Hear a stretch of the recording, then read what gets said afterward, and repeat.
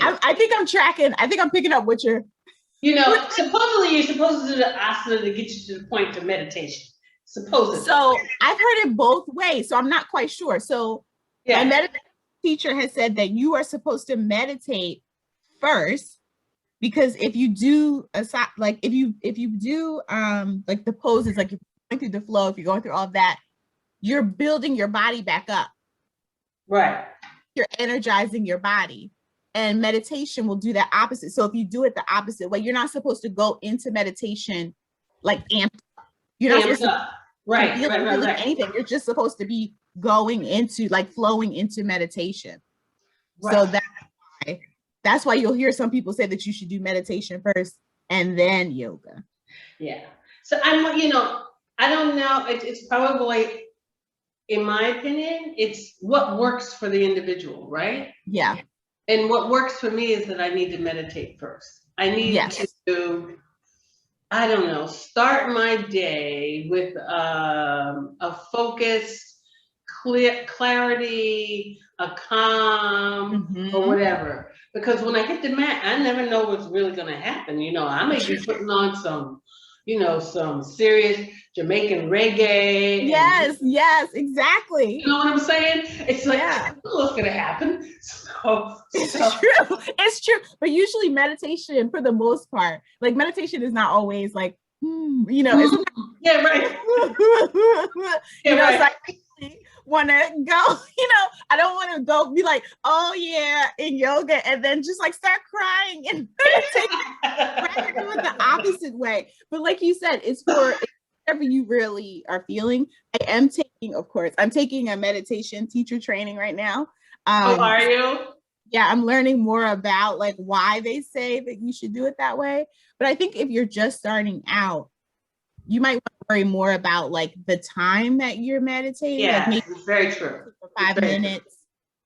Don't worry about which order yet. Like maybe right. I agree. And then you can find your flow. That's right. And I think that that's the important point.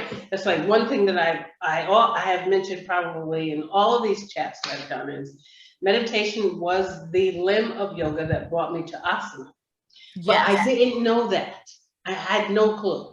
I didn't even know it was yoga. It was just like whatever forces guided me to meditation for such a very long time now. I mean, I don't know, 16 or more years or whatever. I had no clue that it was a part of yoga. I just knew it was like, wow, it's really changing how I see things or how I respond to things. I'm not so quick.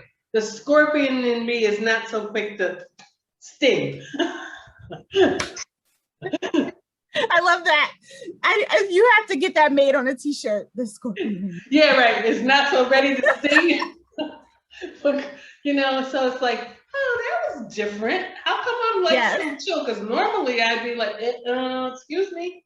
Yes, like who you talking to, right? Like the old black. Yes, the head be rolling, Yes. So, and it's been so many years, so sort of falling into the physical practice. Yes. But what I have noticed is that for me, if I get too wrapped up in the physical practice, it doesn't work for me. It doesn't, I have to have the balance of the meditation, of which, I'm also certified to teach meditation, but also in pranayama, I have to have the balance now. It's not so much, I was focused on, will I ever be able to do a handstand without the wall?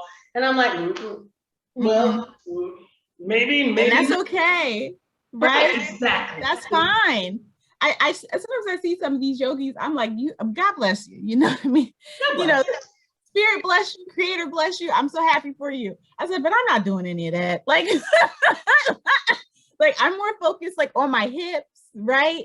And it's what your body needs, right? Like it's about what you feel. And me doing cartwheels, even when back in the day when they made me like try to do it in, in elementary school and high school, and I was like, this ain't gonna happen. So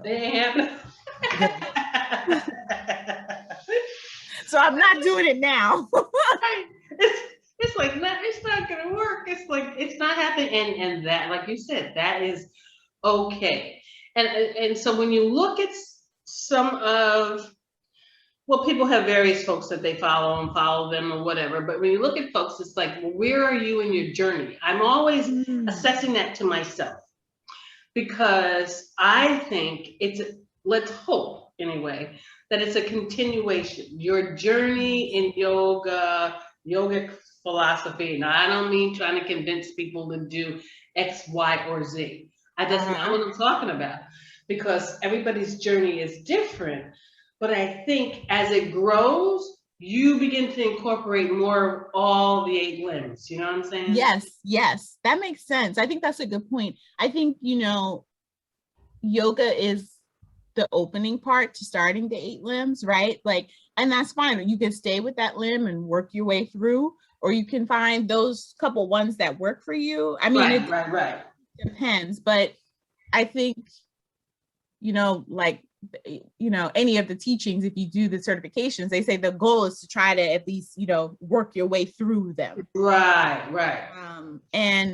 But that process looks very different for everyone else. Like, you started through meditation and I started through yoga, but we're kind of working our way through. Right? It's like we're kind of working our way. And that's a beautiful thing to, like you said, to be able to assess where you are and see, okay, like I'm not, and you shouldn't be holding on to things anyway, right? Like we shouldn't, that's part of it. That's part of mindfulness, right? Like we shouldn't be holding on to this, asasana practice. Like we can't, it's the be all end all. Music, right? We can't do anything. We need to have the chimes in the background. Like we can't be so, like holding on to it, right? So as we move, we need to really assess, okay, do I feel like I have a handle on this limb?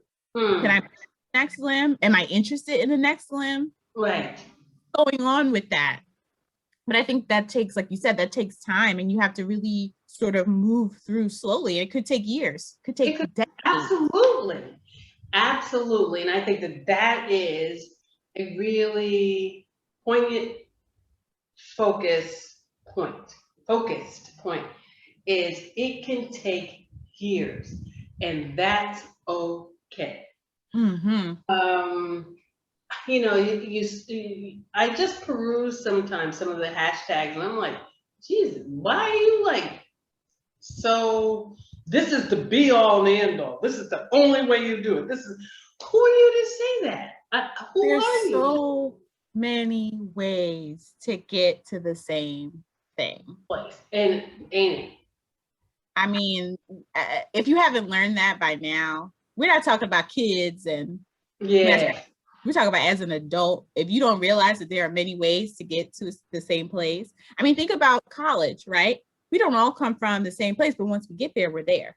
Right. So now we have to learn how to work with each other. And that's the joy about college, right? You don't you don't leave the same way you come in, right? Okay. At least that's what they say about college. That's like the old, saying that we all say, like to students, you should be changing, you should be growing, you should be learning.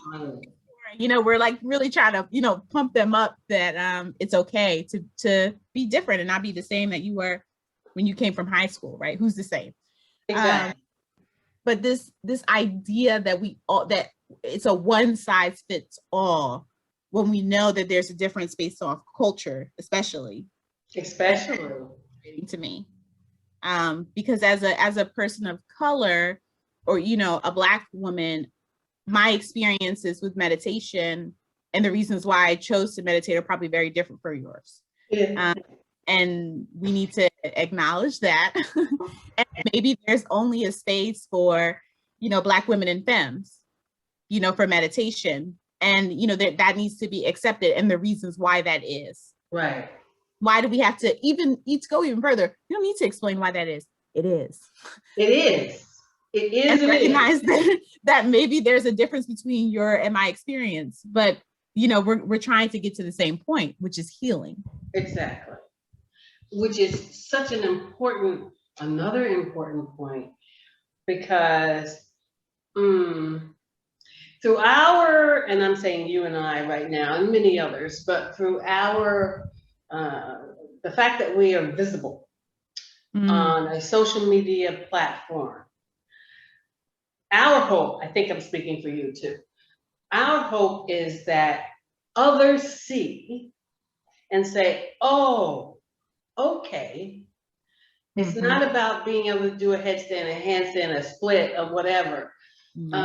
Oh, okay, you mean this will help me deal with when I'm I'm in a really tough situation, or someone is doing something negative towards me, or I'm really experiencing the pain of racism or sexism or homophobia, fill in the blank. This is something that maybe I might just be able to do to help me. That to me is, at least I think for most, I'll just speak for myself. That is one thing that I think is most important, is that I show others that through what you see is a reality that you can too. And you know that you're allowed to have something for yourself, right? Because you said I think that that's a really good point, right? I think a lot of times we have a tendency to give, we're giving, and we don't really receive, and you don't receive. But maybe this time that you take to meditate, to do yoga, to write, to journal, whatever that may be, maybe that time is just for you to get connected with you again, to sit in silence, to do what you want, and not always be that person that is available to other people. Exactly. There you go. Because we have to replenish and reply, fill ourselves. So much of what happens in our daily lives, particularly as BIPOC folks, is the giving and or people are snatching. Yes. And so if you don't have a way to sort of replenish, you end up being erased in some way, shape, or form, and therefore either your body responds physically, or you respond emotionally or psychologically in a fashion that is not very helpful. Exactly, and energetically too, right? Like that. Yes. What did was it Toni Morrison? Like racism is a distraction, right? It makes you to. I'm not saying it as well as she did, obviously, but it's like it makes you like keep having to prove yourself. To prove you should be there, to prove that you're important, to prove that you should exist, right? So if you step back from that and say, I'm going to focus on what I need, and then by focusing on me, I can therefore extend that to the community, right? The Black community, or Latino, Latinx, whatever that may be. It helps you get out of that cycle of distraction. And Audre Lorde talks about that too, that self-preservation really does help you not only help yourself, but help your community, because you're getting off of that sick wheel of racism. Exactly. It's absolutely so true. Wow. I'm just thinking of all the okay, narrow myself down here. Going, we can hear about another 5 hours. Talking about this stuff, this is just, it's fascinating, but I am filing away things that maybe will be a pickup conversation at another point in time. Yeah. But what I want to ask is a little bit about, because people are always very interested in Reiki. Matter of fact, I just did a distance Reiki for someone who is a yogi who lives in, is she in Norway? Oh wow. Wherever she is. Yeah. But it was, it's always interesting to me when people are fascinated about, so how did you get into it? Well, first they're like, what the heck is it? What you talking about, Willis? It's true though. Everyone is like, oh yeah, that sounds good. What are you talking about? Wait a minute. What? Very funny. Oh, hold on 1 second. Okay.